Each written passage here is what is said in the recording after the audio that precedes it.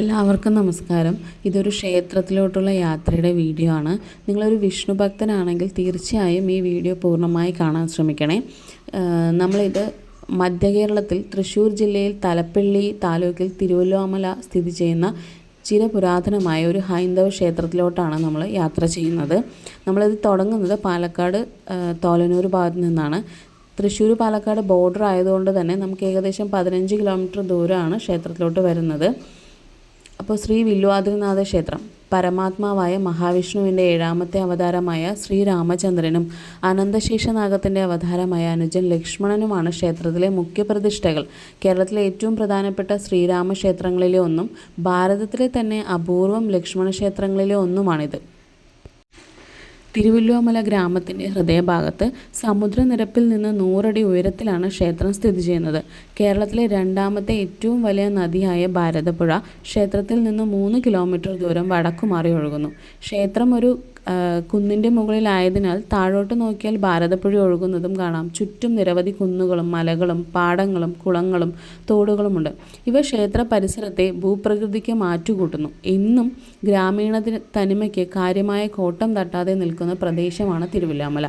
ക്ഷേത്രത്തിൽ പരസ്പരം അനഭിമുഖമായ 2 ശ്രീകോവിലുകളാണ് ശ്രീരാമലക്ഷ്മണന്മാർ സാന്നിധ്യമരുളുന്നത്. ചതുർബാഹു മഹാവിഷ്ണു പ്രതിഷ്ഠകളിലാണ് ഇരുവരുടെയും തേജസ്സുകൾ ആവാഹിച്ചു വച്ചിരിക്കുന്നത്. പടിഞ്ഞാറോട്ട് ദർശനമായി ശ്രീരാമസ്വാമിയും കിഴക്കോട്ട് ദർശനമായി ശ്രീ ലക്ഷ്മണസ്വാമിയും വാഴുന്നു. ലക്ഷ്മണന്മാർ അനുഗ്രഹം വർഷം ചൊരിയുന്ന ഈ സന്നിധിയിൽ അവരുടെ നിത്യദാസനായ ഹനുമാൻ സ്വാമിയും സാന്നിധ്യമരുളുന്നുണ്ട്.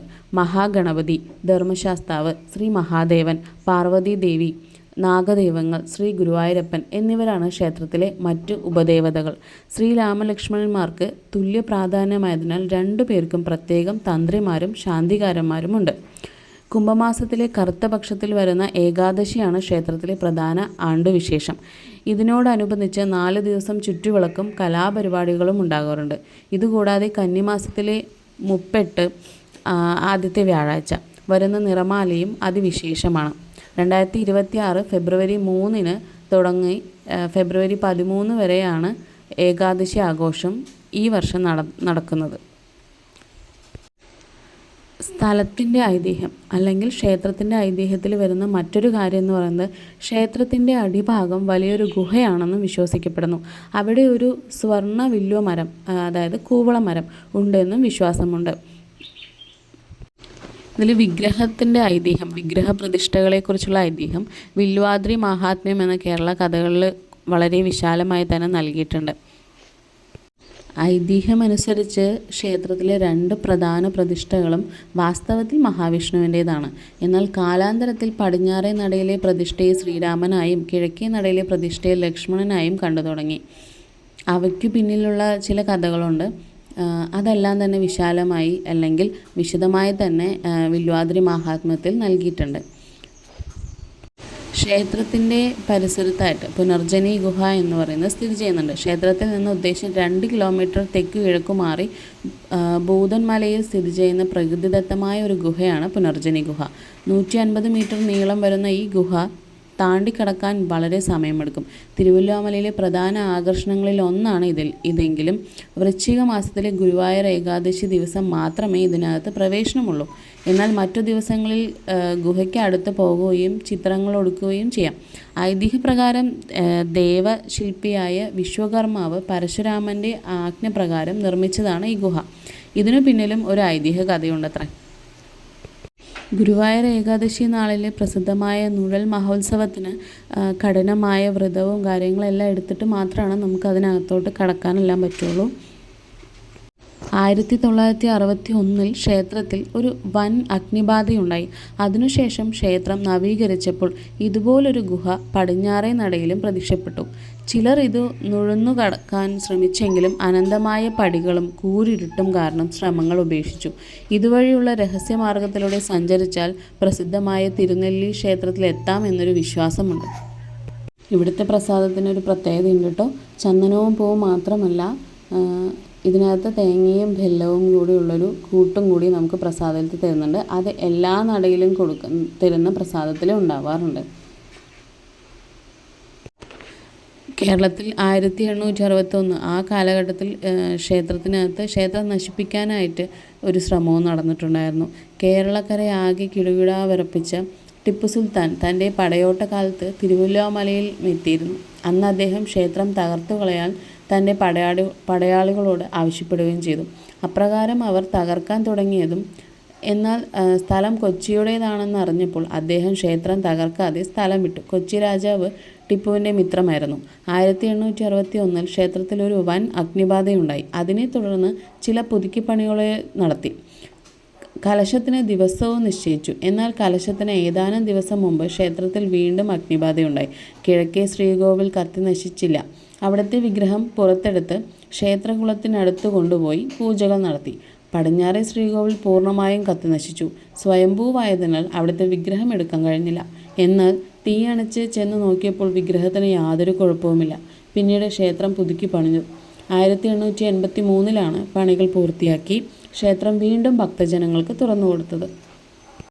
ക്ഷേത്രത്തിൽ ഒരു കാലത്ത് ധാരാളം സ്വത്തുവകകൾ ഉണ്ടായിരുന്നു. 1,00,000 പറ നെല്ലാണത്രേ ക്ഷേത്രത്തിലേക്ക് അന്ന് വന്നിരുന്നത്. ഭൂപരിഷ്ണ നിയമം കാരണം ഇതിൽ വൻ കുറവ് വന്നു. എന്നാൽ തിരുവനന്തപുരം അനന്തപത്മനാഭ ക്ഷേത്രത്തിൽ സ്വത്തുകൾ കണ്ടെടുത്ത സമയത്ത് തിരുവല്ലോമലയിൽ വൻ സ്വത്തുകളുള്ളതായി കഥകൾ പ്രചരിച്ചിരുന്നു. എന്നാൽ ഇന്നേ വരെ അത് തെളിയിച്ചിട്ടില്ല. ക്ഷേത്രത്തിൻ്റെ തെക്കു പടിഞ്ഞാറു ഭാഗത്ത് ഒരു പടുകൂറ്റൻ ആൽമരം ഉണ്ടായിരുന്നു.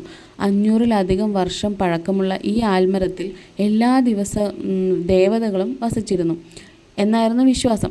ശ്രീ ഗുരുവായൂരപ്പനാലും സാന്നിധ്യം അരുളുന്ന എന്ന് വിശ്വസിച്ചു പോന്നിരുന്ന ഒരു ആൽമരമായിരുന്നു. തന്മൂലം ഇതിനെ ഭക്തർ ഗുരുവായൂരപ്പനാൽ എന്ന് വിളിച്ചിരുന്നു.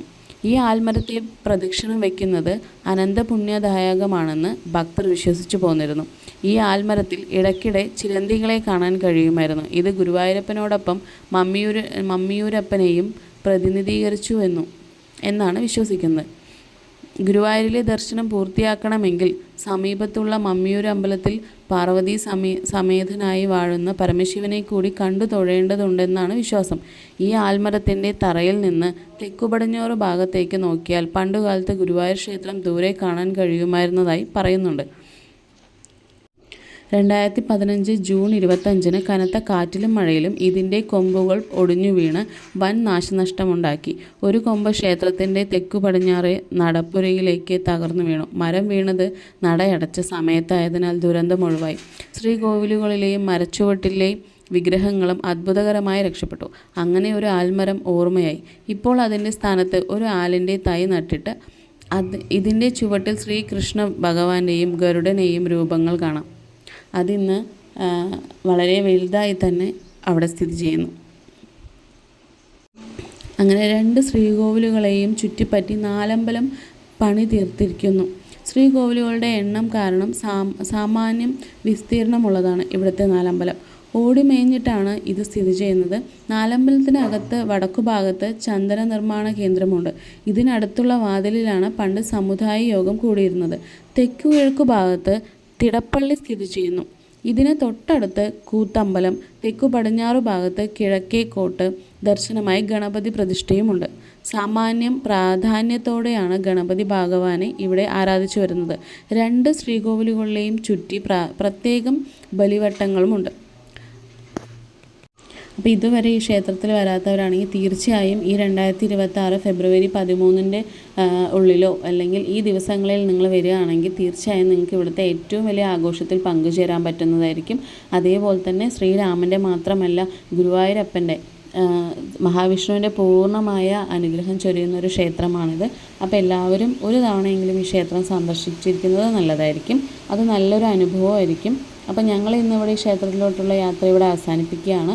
അപ്പോൾ നമ്മൾ പിന്നൊരു പ്രത്യേകതയായിട്ട് പറയുന്നത് ഈ നാടും അതേപോലെ തന്നെ ഇന്ന് ഇത്രയും മാറ്റങ്ങൾ വന്നുകൊണ്ടിരിക്കുമ്പോൾ ഈ ഒരു സ്ഥലത്ത് വന്ന് നമുക്ക് ഈ ക്ഷേത്രത്തിൽ ഒരു മണിക്കൂറോളം നിങ്ങൾക്ക് ചിലവഴിക്കാൻ പറ്റുകയാണെങ്കിൽ നിങ്ങൾക്ക് അന്നത്തെ ഒരു പോസിറ്റിവിറ്റി തന്നെ നിങ്ങൾക്ക് മനസ്സിലാവും. അപ്പോൾ എല്ലാവരും തീർച്ചയായും ഈ ക്ഷേത്രത്തിലോട്ട് വരാൻ ശ്രമിക്കുക. ഇനി നമ്മൾ തിരുവല്ലാമലയിൽ തന്നെ ഒരു രാജൻ ഹോട്ടലുണ്ട്. അവിടെയാണ് നമ്മളിനി അടുത്തതായിട്ട് ഭക്ഷണം കഴിക്കാൻ പോകുന്നത്. ഈ രാജ ഹോട്ടൽ എന്ന് പറയുന്നത് 1970 സ്ഥിതി ചെയ്തതാണ്, തുടങ്ങിയ ഹോട്ടലാണ്. ഇവിടുത്തെ ഏറ്റവും പ്രധാന ഭക്ഷണം എന്ന് പറയുന്നതും മസാല ദോശ അതേപോലെ തന്നെ നെയ് റോസ്റ്റുമാണ്. അപ്പം നമ്മളിന്ന് യാത്ര ഇവിടെ അവസാനിപ്പിക്കുന്നത് ആ ഭക്ഷണം കൂടി കഴിച്ചിട്ടാണ്. ഓക്കെ, അപ്പോൾ എല്ലാവർക്കും താങ്ക് യു. ഈ വീഡിയോ ഇഷ്ടപ്പെട്ടെങ്കിൽ എല്ലാവരും സബ്സ്ക്രൈബ് ചെയ്യുക, അതേപോലെ തന്നെ കമൻറ്റ് ചെയ്യുക. നിങ്ങളുടെ കമൻറ്റും സബ്സ്ക്രൈബും ചെയ്യുന്നതിലൂടെ എനിക്കൊരു